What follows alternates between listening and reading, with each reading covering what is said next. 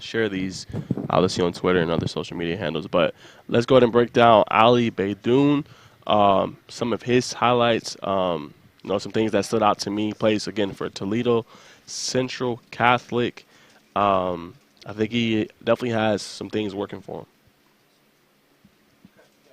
All right, so the biggest thing, these are just him throwing the football. I just love his release.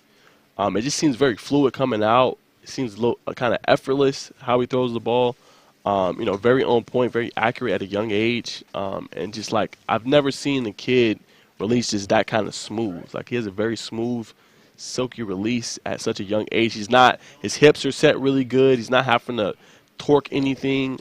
They've really set him up, I think, just at a young age being able to throw the football. But here, great deep throw, hitting them in stride. Right here, you're going to see him just make a play. Nothing's there. He's going to avoid the defender, just, turn into a big game, showing his kind of dual threat ability, being able to break tackles, turning into something big, right? Ended up being a touchdown. Nothing there. Him just improvising, making a play. Right here, good deep ball, great ball placement. Same thing here, deep ball. Look at where he throws it. Look where he fits the ball into. Right here, just a nice side arm angle. Very accurate with the football. I mean, again, I don't remember seeing this from a young kid before. Just look at his eyes. I mean, just great side arm. I mean, very, very impressive. Right here, same thing. Just good ball accuracy. A nice short, throw there. His receiver turns into a big gain. Same thing here. We're going to see another deep ball. Look at the placement of the ball. Defender can't even get it. Another deep ball. Boom. His receiver in stride, able to get it, hang on to it. Same thing here. Just nice ball, get it out quick, accurate. Nice move there. All right, same thing. Quick release, get it out of his hands quick. Let his receiver be able to just make a big play with it. All right, same thing here. Deep ball. Great ball placement yet again. Out quick. Allows receiver to kind of get out in his space and do his thing.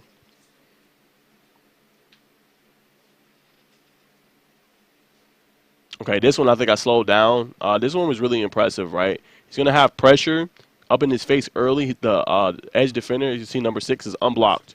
Stands in there, doesn't get rattled, sees him, and then just makes a pinpoint throw. Look where he puts the ball at. Defender's trying to get it, but look where the ball is placed. Only where receiver can get it. I mean, very impressive film. Look at that. Boom. Right in the hatchet. Only where his receiver can get it. I mean, you can't dial that up any better. That's just a great throw under pressure, under duress, to be able to get out of his hands. And right here, just in the red zone. Nice throw. Only his receiver can get it. TD. Great play from him. Here, boom. Look at that. Avoid the rusher. Look at him make a play. All right, there's nothing there. Receiver's kind of stopped. Okay, I'm going to make a play. Boom, look at this cut. I mean, great play. Yeah, definitely has a dual threat ability. With major takeaways for me, very fluid release, kind of just looks effortless. I could just watch him throw the football all day. And sometimes you'll see quarterbacks at that age, they'll kind of struggle with the deep ball. I don't think he does. I think he's very accurate with his ball placement. Defenders aren't able to get it. Obviously, he's going to keep working and keep getting better, but great ball placement for his young age. Good escapability. He's a playmaker. If something's not there, he's not going to force it with his arm. He's going to continue to look downfield, and he's going to make a play with his legs. So good escapability, playmaker, not afraid to stand in and take a hit while just delivering a dime. If you go back and look at that play that we slow down, number 6, the edge is not being blocked. It's coming for the quarterback. Kind of goes up with his hands, tries to block it. He stands in there, cool, calm, and collect it. Throws a dot to him. Perfectly plays ball with the defender trying to get to it, but the receiver don't even really have to do nothing, right? Receiver just looks, with his eyes and just reels it in, hands out, just like this. So can't dial it up any better. Kid definitely has a bright future. If he keeps at it, keeps going, sky's the limit for him for sure. So very impressive film, and we got one more player we're going to break down. And his name is Tyron Harris. He plays for Barrow. Really impressive film as well. Check out his Hudl film. Everything for these two players are linked below. Their Twitter handles, all of those are linked below. But let's go ahead and play his film as well. All right, so right here, you're going to see him come off the edge. Look at him to kind of just disrupt the play. Same thing here. He's a linebacker, but look at that hit. Boom. Nice forced fumble. Negative play for the defense right here. This is against Jefferson, Sammy Brown. Look at him read the quarterback eyes, make a play, get the interception, change momentum. They were on their side of the field. Big play right there for him. This is against Peachtree Ridge. Look at him read.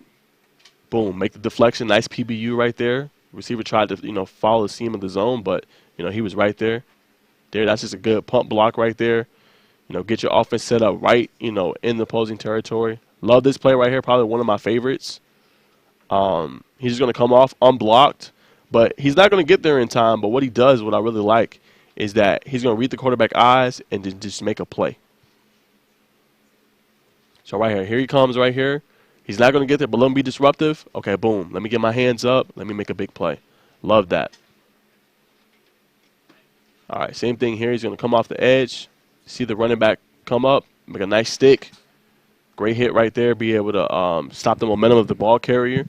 Same thing here. You're going to get a reverse play, but look at him kind of blow the play up, not allow anything to kind of happen. Same thing here. Boom, here he comes. That could have been a safety potentially. I just love his first step, be able to get off the ball. Here he's going to just disrupt the screen. Now the offense getting positive yardage. And then here, making it difficult for the quarterback, right? Coming off, he's not going to get the sack. But look how errant of a throw that is, right? So that's one of the things for him that stands out. He's very disruptive. If he doesn't get there, same thing here. He's going to get his hands up, get a PBU, not get in the sight of kind of the quarterback and make it just really difficult for him. Here he is, just making another big play, coming off the edge. Here, same team, Jefferson. He's going to be able to come, get a nice tackle. Only, minimum yardage right there. Same thing here. It's going to be a run, QB run. Looking to sniff it out. Now allow any big yardage right there. Same thing here. We're going to get a read option with the quarterback. Boom. He's right there to be able to stop it. And then here is just a running back play. Getting in for the touchdown. Nice red zone touchdown. But overall, the biggest standouts for me, obviously his film wasn't long. It was only 2 minutes, but I think he's great at pursuing. He has a great ability to be able to block shed, right? Get off blocks, make tackles. It doesn't matter who's blocking him, right? And he can do that with relative ease. He's very disruptive, right, at his position. So usually he's playing linebacker, but I like that you can use him as an edge. You can use him coming off different blitzes. And like I said, if he doesn't get there, he's disruptive enough where he can get either a PBU or he can alter the play. And that's what you want to see. Sometimes you can't always get home and get the big sack or get the turnover, but he can also play where it can become a turnover, like batting the ball up. Batted balls, they always say, that goes to the defense. You try to get turnovers off those. So him being able to do that at his position is going to lead to turnovers for his DBs and his safeties and things like that. I just love, just the impact that he has. So I think he's going to be a player to watch out for as well. Plays for Barrow, not really known a lot, but it's Tyron, Tank Harris, very disruptive player. A lot of fun to watch, but that's what stands out to me for his tape. But let's talk a little bit about some recruiting. Major commitments this past week. We've been seeing it all week long. Chase Morrison, he committed to Virginia.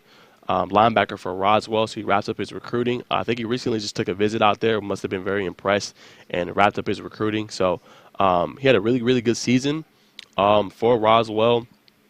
Really made his impact felt, I thought, last season. I'm going to pull up his stats here really quick just to show kind of what he did. And he was a player last year, too. He wasn't known a lot. He kind of started, I won't say blowing up, but he started getting more exposure kind of towards the end of the season. Roswell had a really good year last year. I think they made it deep in the postseason. I think they made the semifinals as well. He had a really good year. But let's see. I think he led them in tackling as well. Let me see. Yeah, last year as a junior, he had 109 tackles, 19 tackles for a loss, averaged about 8 tackles a game. So he's coming back next year. I think he'll be a force. And get this, guys, he had 11 sacks. That was second on the team behind Trigg, who had 12. So, obviously he can rush the passer as well. So a player that, locked up his commitment, and obviously now he's going to focus on his senior season with the Roswell Hornets. and try to hopefully deliver them a state title. So big move there for Virginia. The Virginia landed another major Georgia player. This is Jalen Lackey, who I mentioned earlier, that goes to South Gwinnett along with Chase McDowell. But he just committed to Virginia, locks up his recruitment. So I think Virginia landed some really good talent out of Georgia, and they're going to be very happy with these two players. Jalen Lackey's 2024 class. Again, one of those weapons for South Gwinnett, and that's why I say I think they'll have a better year because they got some really good length and height at the receiver and DB position. So it's going to be tough for opposing teams to really jam or, really, be disruptive with those two players. And then defensively, they can make plays on the ball. So I think, those two to Virginia, I think Virginia did their homework. And I think they're going to really be happy with the results they get out of these two players. And then Sammy Brown's another one that kind of crystal ball probably about a month and a half ago before it kind of came out. I had him going to Clemson. I thought that conversation I had with his dad when I see him at the 707 for his other son, Max, kind of told me a lot, right? Wasn't in detail. He didn't really, spoil anything, but, seeing him with the Clemson shirt, how he was talking about the school. Sometimes you can get beats on things and you can kind of see and put, two and two together. And I think that's what really happened, and I was able to do that. So shout out to Sammy. Clemson is blowing up in the recruiting world as well. They landed some marquee talent. And to be able to land the number one player in Georgia and the top linebacker in the country, I think that's going to bode really well for them. So he had a great season last year for them. I think as Coach Nolan mentioned yesterday, they're just going to have to be able to have some other players to help him out. And I think that's the big thing, right? Can't just be all Sammy. Other players are going to have to step in key roles for Jefferson to go far. Obviously, they made the postseason last year, but went out in the first round. But if they have other players step up, have to like that team going forward. But Sammy Brown going to Clemson, name to know. I kind of figured it. But I think he's going to have a good career there. And the good thing is those two linebackers that they have starting that are really great players, they're going to be going after next season. So he's going to be able to come in there in 2024 and compete and contend for a starting job. And that's all you really want as a player. So, and then also some other breaking news was talking to a player. He might have some potential offers on the way. Same guy I had on my podcast before, Ashton Moore. So stay tuned to Twitter. News might be revealed here very soon. Some major SEC schools and Big 12 schools are interested as well. So I might offer him very, very soon. So, again, the player is starting to blow up. And teams, major Power 5 teams are offering them. So stay tuned for that. I might have some breaking news on that front very, very, very soon. So stay tuned for that. And we're going to jump ahead. We're not going to take a break, but we're going to jump ahead to my top 10 headlines to kind of conclude the show for today. Number one is going to be Clemson, as I mentioned earlier. I think them landing Sammy, as I just mentioned a few moments ago, and then now they just landed Brian Wesco, a top 10 player in the state of Texas.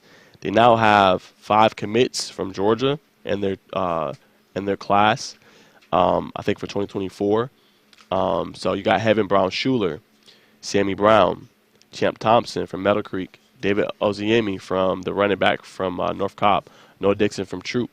So obviously Clemson has been kind of synonymous with Georgia, and they're getting some of the top talent, right? A lot of these players are rated, right? Heaven Brown Schuler is a 4-star, Sammy Brown's a 5-star, Champ Thompson's a 3-star, David Oziemi is a 4-star, Noah Dixon's a 4-star. So they're letting this major talent, and I think it's going to bode really well for them kind of going forward. And, them landing this marquee talent, I think, speaks a lot of what Clemson and Dabo Swinney is doing. Some of them said he lost his touch, but obviously not. And I think Clemson is going to be able to land another marquee player out of Georgia. So they are doing their homework, and they're, right back on the recruiting trail. And I think in a few years they'll be able to contend and compete for a title again. I mean, they're right there, honestly. So that's number one for me. Number two, UGA is actually hosting a basketball camp with some major schools. This is the Mike White basketball camp. Let's see, tell you more details. So the individual camps will be held on June 12th and 15th and June 19th to 22nd, 9 a.m. to 4 p.m. each day at Georgia Basketball Practice Facility. The cost of each session is $350, and they're open to any and all boys entering 3rd grade through 12th grade. The camps will include skill instruction with the Georgia coaching staff, and players, daily competitions, 5-on-5 games, camp awards, and lunch. Participants also will receive a camp T-shirt and enjoy an autograph session with Bulldogs. The team camp will be held another one on June 9th to 11th, open to junior varsity, varsity, and AAU teams. Teams can select number of days they wish to participate, 225 for 1 day, 400 for 2 days, or 575 for all 3 days. So, in addition, discounts are available to schools and organizations that bring multiple teams to camp. Teams are guaranteed 3 games each season, which will be played with GHSA officials and feature 4 8-minute quarters with a running clock. Each camper and coach will receive a camp T-shirt. So, players out there, big camp, June 12th and 15th and 9th and 11th at UGA. Major players are going to be there. I think Grovetown player Darion Reed is going to be there as well. So, great great way to get exposure, and potentially even later down the line maybe we get an offer. So, I thought I wanted to mention those news. That is definitely major. Number 3. Colin Hoke actually won Gatorade Georgia Baseball Player of the Year. If you guys don't know, he played for Parkview, the football program. This past season, their baseball team had a really good run, made it to the state final, eventually lost to Lowndes in the state final, but I thought he had a great season. Parkview was one of those teams revered as the top team in the state, but just came up a little bit short. But, congratulations to Colin to win that award. He's going to Mississippi State next year. I think he will have a great career there and be a great baseball player. So shout out to him winning Baseball Player of the Year for Georgia. All right, number 4, and we're going to show this tweet. So rising senior quarterback Aaron Filo's out here recruiting. Trey Horn recently committed to Georgia Tech June 4th. And if we can pull up the tweet here, Filo tweeted, "Let's make it happen." And 2 days later, you're going to kind of see the emoji that he did, kind of the smirking emoji that Trey Horn did. 2 days later, he commits to Georgia Tech. So I think that's major key. Horn's the highest rated recruit in Georgia Tech's class of 2024. So obviously Filo's out here doing some big things and trying to get some players to come play with them. Again, Georgia Tech's been a team I've said. I think they are on the rise. They're going to be more competitive this year. And I think in a few years they're going to be contending for ACC championships. You call me crazy, but I think they've been doing a good job recruiting. And, when you land a player like a Trey Horn and got Filo coming in, I think that speaks a lot for them. Horn actually ran 11.27 in the 100-meter dash as a junior. He caught 47 passes for 772 yards and 7 touchdowns. He ran the ball for 532 yards and 14 touchdowns. So the cool thing about Horn is he's going to be playing at Raven Gap this upcoming season. He won all conference in South Carolina, so he's coming down from South Carolina to play in Georgia. If that doesn't tell you something, that shows you how important Georgia football actually is. For kids to come from other states to come here and want to play, shows you the kind of display that they can be put on, the stage they can be put on playing Georgia football, and just shows you how important it is going forward for some of their careers. So I think that's major for him. I think he's going to be a good asset to Raven Gap going forward, and they land a major prospect, Georgia Tech does, in Trey Horn. I think he will be a great player for them going forward. So again, he's out here recruiting, so shout out to Aaron Filo to kind of get some of these recruits to come here. I said on the show, too, don't watch out for Colin Fox as well, player that I think really likes Georgia Tech. I think the thing for him is going to be between Georgia Tech and kind of Florida State, and so don't be surprised. I think he got a commitment decision coming up very, very soon, actually, I think in a couple of weeks, so don't be surprised if he picks Tech or Florida State. So that's what I got for number 4. Number 5, I'm going to have to tweak this a little bit. I was going to make a bold proclamation, bold prediction on here, a crystal ball for a Clemson, for a Georgia player. But I feel a little different now. Now that they've landed 2 major receivers, Clemson did, in the class. Not saying this guy isn't. I mean, this guy's a 4-star, Mike Matthews, but that was going to be my crystal ball, him going there to Clemson and kind of surprising people. Right now he's predicted to go to Tennessee with a 78% rating, I think. But I might have to go back and look a little bit. That does kind of change things for me, them landing that big, weapon out of Texas, that receiver, Bryant Wesco. But I do still think Clemson's in the works, and I think they're going to still land a major 5-star player from Georgia. I don't know who that's going to be. I did have Mike Matthews, but I'm curious to see how this recruiting visit goes, as I'm going to mention a little bit later. But I think Clemson's going to land one more major 5-star player from Georgia, but keep an eye out for that. So number 6, as I mentioned earlier, Javarius George from North Paulding, a player to watch in Cork Hill 707. Again, picking up major offers. Recently picked up offers from Coastal Carolina, Mercer, and Lehigh. I think he's going to have a great senior season. He's going to be an important weapon and asset and playmaker for North Paulding. So that was number 6 for me. Number 7, I thought this was super cool, right? Partnership between Rome City Schools and HM Health Floyd has awarded scholarships to 2 Rome High School graduates who have served as role models to other students.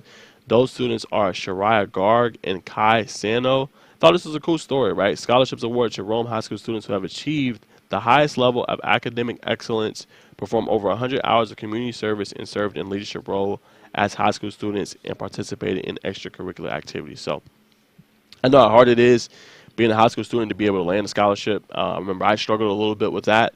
So I think this is super cool what Rome City Schools is doing and what HM Health is also doing to try to help these students on the next level, to help them get their education and be able to help them in the professional world going forward. So I just thought this was a cool story. Wanted to share it with you guys and kind of give some exposure and kind of shout them out, kind of for what they're doing. I think that's super dope and super cool. And then number 8, another cool story. 1 year after being inducted into the Georgia High School Football Hall of Fame, Takeo Spikes has been named to the College Football Hall of Fame ballot. Decision will be announced in January 10th, 2024. It will take place December 10th, 2024 in Vegas. Spikes was the first-team All-American, 2-time first-team All-SEC selection, and he helped the Tigers to an SEC championship in 1997. So I just wanted to, mention this as well. I think it was a super dope story for him. It wasn't able to go to the event back then, but, he talked about what it meant to him on TV, on ESPN, on SEC Network, and I thought that was just super dope. And he's right back on the Hall of Fame ballot right now, so I think he'll be inducted here pretty soon. He's a great talent, great person, and I just wanted to shed light on that. Just 1 year after being inducted into ours, he's right back there for the College Football Hall of Fame. Super cool. All right, so number 9, 3 of the top 10 Georgia recruits will be in Athens this weekend. Again, I was going to make a bold prediction, but I'm going to wait a little bit and kind of scale it down a little bit and kind of see how these visits go. But Khalil Bowden is going to be there, Mike Matthews and Edric Houston. 2 are predicted to go to Georgia, Khalil Bowden and Edric Houston right now. We're going to see. I think, like I said, the big thing going for some of the colleges is that they can kind of lock up a recruit before they, get their other official visits. If they have a good visit with them, hey, I think I know where I want to go, and you kind of just affirm what they already know in their heart. And I think that's really big for the colleges going forward. If they can kind of confirm that for them, I think that's huge. So that's number 9. Those 3 will be in Athens. I think that would be very, very, very big. And then number 10, we are announcing our second Hall of Fame class tomorrow on Georgia High School Football Hall of Fame Twitter and on scoreatl.com. So go there, get all the news. More details are coming very, very soon. I think Craig's going to have a story on it. It'll also be 2 Hall of Fame games, a doubleheader. I'm not going to reveal the teams yet, but that's going to be a lot of fun. Georgia High School Football Hall of Fame. Last year we had the game at Grayson High School. They played Brookwood. Super fun game. And then they had the Hall of Fame event the day after at College Football Hall of Fame. So I thought that was a lot of fun. I think it would be kind of the same thing this year. Can't wait to see who's going to be inducted, and it'll be a lot of fun putting together that event once again. So that's number 10 for me, and that's all I got for you guys as far as just top 10 headlines for the weekend. Kind of slow right now. It's summer, so not a lot going on. Basically you got, students, out of school right now. Some are doing camps. Some are doing 7-on-7 tournaments, just kind of a whole bunch of different things. Again, as I mentioned at the top of the show, our 7-on-7 tournament is next week, so stay tuned for that. That'll be a lot of fun. And we're going to have a streaming component of it in the quarterfinals going forward. So a lot of major talent is going to be there. A lot of major TV talent is going to be there. So stay tuned for that. But, yeah, not a lot going on. This weekend, catch it with Heat game tomorrow. That should be fun. They're going to play the Nuggets. They weren't able to win game 3, but I thought that Jokic and obviously Murray were the kind of difference makers in that one. Both had triple doubles. Jokic just can affect the game in so many different ways, right? And he's tough, man. And it looked like Game 3, what happened in Game 1, same thing kind of happened, right? They were able to use their length and depth and kind of their size advantage against Miami, and there was a problem. And Miami's going to need other players, right? Gabe Vincent, I thought, was very, very important in Game 2. But he got a lot of foul trouble in Game 3, and they're going to need him. They need another scorer besides Bam and Jimmy to step up for him, whether that's multiple or it's one. They're going to need some other players to have a big, profound impact for them, and I think that's going to be very, very huge. So look out for that this weekend. I thought other news, this is just professional. Messi signing his deal with Inter Miami. Their Instagram handle going from 1 million to over 5.5 million in just a day with him signing with them. He turned down a $1.25 billion offer from a Saudi team, 3-year deal. And I think what was so cool about that was that Messi's coming to America. He's going to put the MLS on the map, I think. It's known, but obviously there's levels to it, right? MLS does not compare to European soccer, right? European soccer is the best of the best. It's the creme de la creme. You got UEFA, you got Premier League, you got La Liga. You got the French League, Ligue 1. You got Bundesliga. They don't really compare. And I think with Messi coming over, I know everyone's going to say, oh, well, he's past his prime.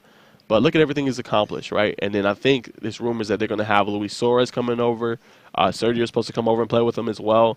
And it may, to start for MLS, it may be, stars towards the twilights of their careers coming over. But what's so cool about the Messi deal is that he's going to get a percentage of the revenue of what Apple gets from their MLS pass on Apple TV, right? He's going to be able to get a stake in the professional team in Inter Miami. He's going to have a stake of that, and he's going to have also a stake in Adidas as well. So I mean, he's really setting himself up. So I don't know what the specific details are going to be. I'm sure it's going to come out later. But to be able to have a percentage stake or get a percentage of the revenue from Apple TV, from selling it and from people buying it, to have a percentage stake as well in ownership in the team that you're playing for and in another major company, I mean, you don't get much better than that. That's kind of hard to turn down. And he's setting himself up and his family up for generations and generations, and can pass all that wealth down to all their kids. So I think that's great, and I think it's a great move, and I think it's great for MLS. It's just going to put it more on the map, and it's just going to be a platform where players can come to, and I think you're going to see soccer. And I don't know if we mentioned it, Craig, on our show, Underrated and Overlooked, but I remember talking to somebody recently, and I think it's just going to put soccer, like in U.S., it's just going to grow more and more and more, and it's just going to be must-watch TV. We already know it's a world sport. Obviously, NFL is the predominant sport here. It used to be baseball, but now it's football. I don't think that'll change anytime soon, but I think you could see soccer maybe even overtake basketball potentially, or baseball. It's not there yet, but I definitely think it can. If you got major stars coming, I'm getting some L's on that. I stand on what I said. I think soccer will be that one sport that will overtake some of those. I mean, you're landing major stars. I think it's going to happen. That's all you need. If you have a marketable star like a Messi, we saw what it did for their Instagram account, right? It's only going to help it even more. So that's all I got for you guys for this week. That's it. Craig got a show tomorrow. He has some great guests, so stay tuned for that. I think that'll be a lot of fun. But I think soccer is on the way up, and I'm definitely, Craig, going to try to go to a game. Crazy stat, actually. The Atlanta United Inter Miami game. Guess how much tickets are going for right now? Just take a guess. Yeah, just a ticket in general. Just give me a guess. 10,000. Yeah. And you're telling me that it's not going to have a profound impact, and that you don't see soccer potentially overtaking the others? 10,000 for a ticket. Atlanta United Inter Miami. Come on, man. I rest my case. I sit on that. No. 10 bands. So I'll leave you guys with that. I'll be back next week for another episode of Keeping It Real with Najeh Wilkins. Hopefully we'll try to have a couple guests on, but we got major things happening. As I said, major commitments on the way. Stay tuned to Underrated and Overlooked. That's going to be a lot of fun. But yeah, we're going to have some major guests coming up really soon, and we got some things in the work, guys. So y'all stay tuned. Sorry, but for the YouTube kind of lapsed, today. because of the internet. But major things on the way, guys. So you just gotta stay tuned and tune in to Crick Show tomorrow, and we'll see you guys very, very soon. Peace.